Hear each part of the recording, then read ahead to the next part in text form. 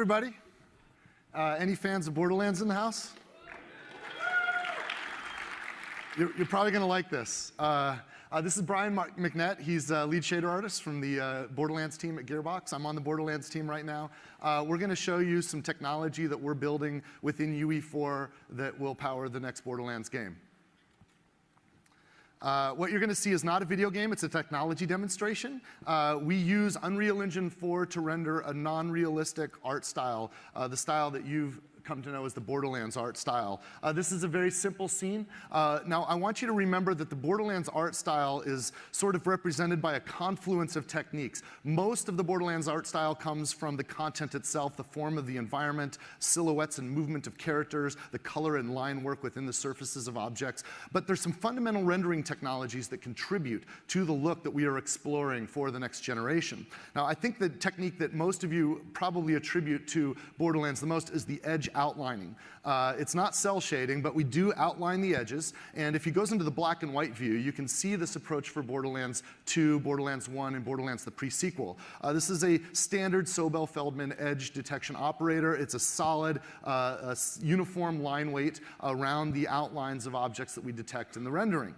Now, we want to evolve this look for the future. We want to make it more natural and basically next gen. Then we go to variable line weight. This is really important. We also want to do inside silhouettes and edge lines. So if you look at the black and white view again, you can see that there's detailed line work with a variable line weight on the inside of the objects now to highlight more detail in the scene. But with variable line weight on both the inside and the outside of the edge lines, we can now kind of show detail that's affected by the lighting and the orientation of the camera. So we can look at the scene again in color. And now, edges are only a part of it. The surface materials themselves are very important. The artists contribute to the look and feel of the graphic style by how they paint the materials. Now, this is a test sphere, and it shows some materials, a material on there. And you'll notice there's little black outlines, edges around it. Those black outlines are drawn into the materials themselves, and they're kind of similar to that edge outline, but they're drawn onto the material. We want to render those edge outlines in ways that aren't affected by the lighting of the scene. So now we can isolate those, and we can make them look like wet ink. So you'll notice that only the black outlines are reflective, like as if it's a wet ink, or we can make them look like metal.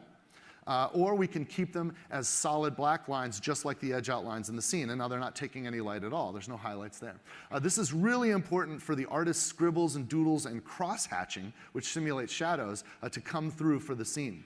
The neat thing about this test sphere, though, is it also gives us the opportunity to show you how we can use a similar technique to actually render cross-hatching dependent on the lighting in the scene. So if he goes to black and white view and brings up the cross-hatching, you'll see there's now a cross-hatch layer which will render shadow only where shadows exist, and in fact render highlights only where highlights exist. These are custom materials that are on top of the base material that add to the complexity of the scene.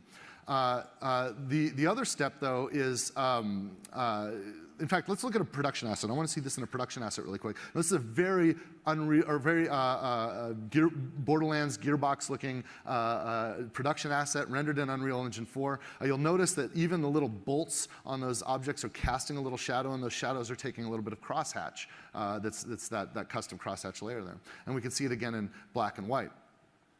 Now, one of the problems with this approach, though, and why we had to advance even further, is in the Borderlands work that we do, we tend to do a lot of kit bashing. We'll use assets in lots of interesting ways, lots of different ways. We'll scale those assets up and down. And when we scale an asset up, it will actually change the scale of that cross-hatching, which makes it inconsistent with the line work that we're doing on the edges. So we wanted to work with an experiment with a procedural approach to this, using artist-generated crosshatches, but rendering them more procedurally on the surfaces of the objects. So if we start with this gray sphere and we put a crosshatch on it that's now procedural and mapped to the object, you can see that it'll hold the same consistency at any scale.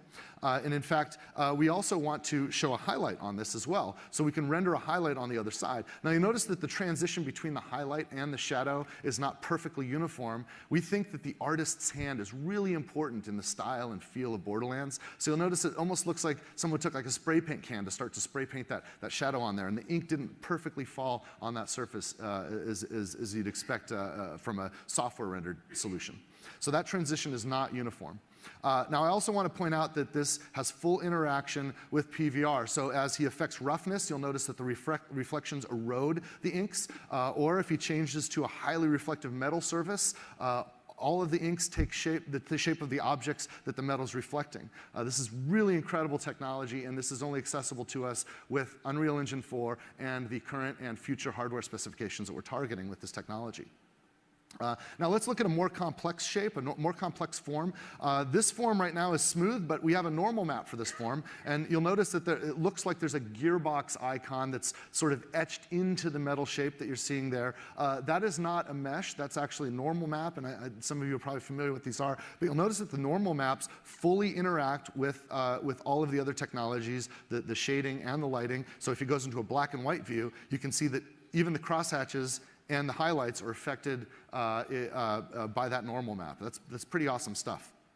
So let's look at actually a production asset with this technology on it. So this is a real asset that will go into a future video game, and you can see that the interaction fully works, whether it's metal. Looking at it in black and white, you can make out all of the fine details just from the shadows, the highlights, and the edge lines, but also it looks beautiful in full color. So this is the fully rendered object. Now let's go back to the original scene. Back at this original scene, you can notice that Brian can take control of the intensity and the range bias for crosshatches and highlights.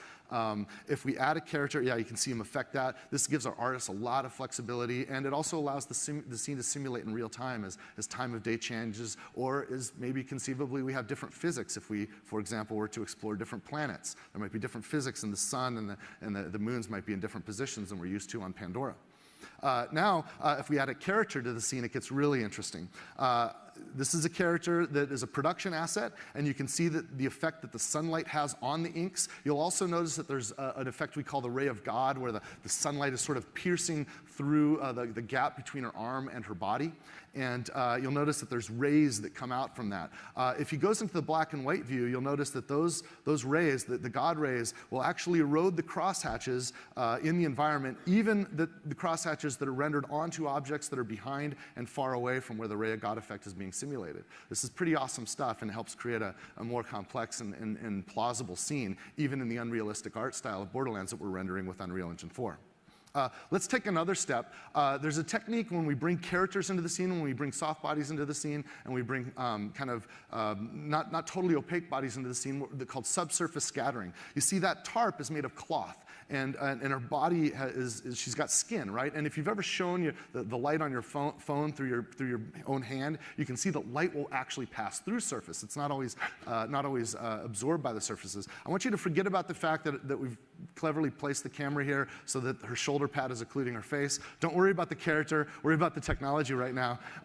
If we go inside, we can see that the light actually shines through, so that where the character is, she's occluding the sun. It creates a shadow there. The ray of God is still perfectly interacting. So even with subsurface scattering, all of these technologies perfectly interact. And in black and white, you can see the proof. This also works in soft bodies, which is pretty awesome. This is a really complex object that's doing some fluid dynamics simulation. You can see that the cross-hatching and the highlights still work. All of the lighting works in the correct ways, even when it's interacting with the God rays. And sometimes, though, we'll have surfaces that we don't want to take shadows on, such as if we have clean water, and the simulation works perfectly. It's just a beautiful simulation using Unreal Engine 4. Now, let's bring this all together. We can actually go into an interior environment. In this environment, I want you to imagine that there's an invisible light bulb that Brian has control of that's sort of floating right in front of those barrels there. And our artists and designers and set lighters can affect the lighting and the intensity and the radius of these lights. And we can dynamically affect the scene in real time, or set it up in advance exactly the way we want it to make it look right. One of the cool things about this, if we take this one step further, though, is we can have these lights lights actually corrupt, distort, and affect those shadow maps, those crosshatches and those highlights that I was talking about. So here's a case where the lighting is actually corrupting and distorting the shadow maps. If you go to the black and white, you can really see how this looks. It's really interesting, and this is really useful for special effects and for special case lighting. So if we go back to color, we'll run a two-dimensional explosion effect. This is a temporary effect, but you can actually see how the lighting affects the scene around it while the explosion goes off, and it corrupts and distorts the shadows in real time. In addition, if you run it in slow motion, you can even see the volumetric smoke effects perfectly interacting with the scene. They're emphasizing the crosshatch shadows where the smoke creates shade, but only until the smoke clears. This is all happening in real time with the simulation. It's beautiful. So now I'm going to have Brian just trigger a matinee sequence that'll pull us out of the scene, and you can see all this coming together, and it gives you a sense of what a future game from Gearbox might look like. Now, I do want to remind you that this is not a video game. This is a technology demonstration of some ongoing research and development at Gearbox Software. Some or all of the technologies that I demonstrated may be utilized for future Gearbox Software video games. If you are a technology company that thinks you can benefit from a partnership with Gearbox as we explore this technology, feel free to reach out to me. If you're a talented developer that would like to work with us on this technology and help it push it further, please let us know. Also, if you're a customer that's looking forward to a future Borderlands game, we're working on it.